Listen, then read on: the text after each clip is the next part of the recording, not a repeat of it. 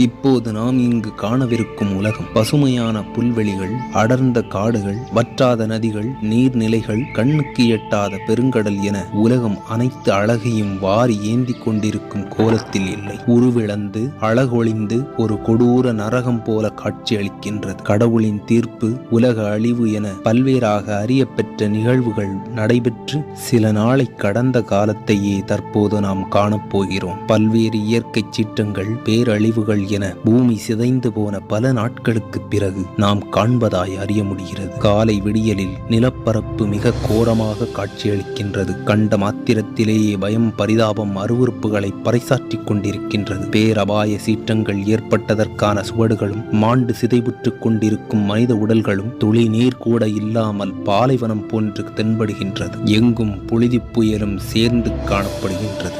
சுவாசமற்ற அகோரச் சூழலின் நடுவே ஒரே